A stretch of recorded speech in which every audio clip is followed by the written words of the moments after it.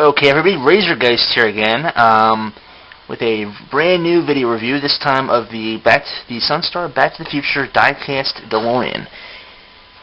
So this friend of mine had, this is a couple of years ago I first seen this, friend of mine had shown us a picture and pointed out that it was the Sunstar die-cast DeLorean. This is a replica of the car from the Back to the Future, obviously. This is the Back to the Future 2 variant. You gotta be careful, this is quite fragile.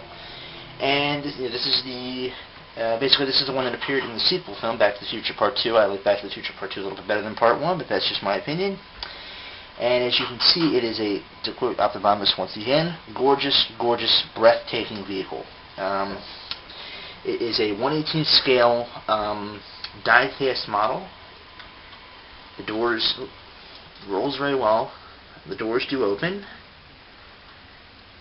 The hood opens. I'm going to be as gentle as this as I can because this is kind of, parts of this are kind of fragile. Very nice stainless steel paint job. Right on top you can see, one thing I didn't like about this is that you can actually see the dust on this thing with this camera. Hilarious. You have the back here with, you got the cooling units and the Mr. Fusion. I'm going to move the camera a little bit. I'm not going to move it too much. Let's take a look, shall we? And you can get in, you can kind of see all that nice detail there. This whole back section here was partially designed by both production designers Ron Cobb and Andrew Probert. And Andrew Probert is kind of famous in the sci-fi community because he helped design both the Cylons from Battlestar Galactica and the Enterprise D from Star Trek The Next Generation, my favorite iteration of the Enterprise. So it's nice to see all that nice detail there. This will probably be a bit of a short review just because you really can't do much with this. Turn around. And this is supposed to be like the nuclear reactor, the nuclear reactor, the time machine, all this part of the flux capacitor right here. There's Mr. Fusion. This doesn't do anything, it just kind of stays there. It doesn't move or anything like that, so don't ask me if it opens up. It's a little out of proportion, shouldn't be that tall, but you know, we can forget that. And get some better shots of the iconic car. I'm going to come in a little closer here and see if I can do this. If not, I'll just... see, that door doesn't stay on. I keep saying window. And if you look closely in the back, you can actually see the flux capacitor. I don't know if it'll show.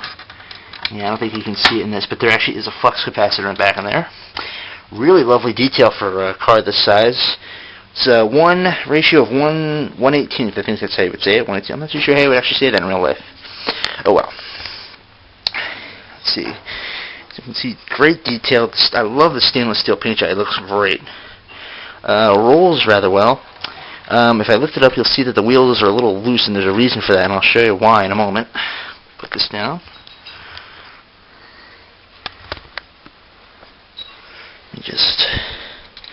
A reason for that is, as I mentioned before, this is the Back to the Future 2 iteration, not the first one or the third one.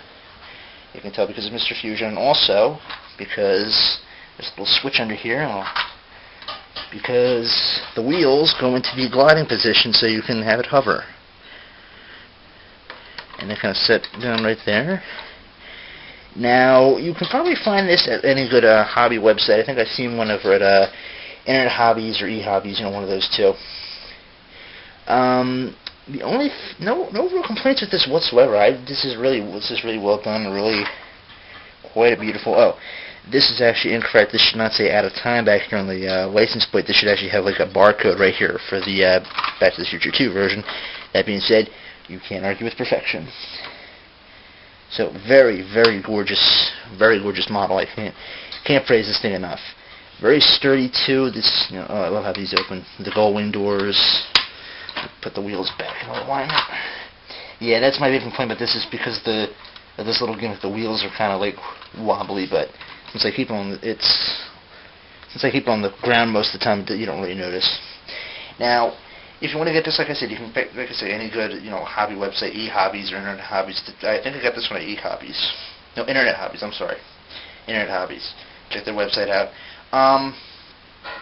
I would actually recommend you just hold out for a little while because Art Asylum DST are releasing a larger version, I think a 1/24 version of or 14-inch version of this, not die-cast, it's plastic, but it'll have lights, and I don't know if it'll have just lights or sounds. It'll have lights. I know that because the time bands here, they light up on that version.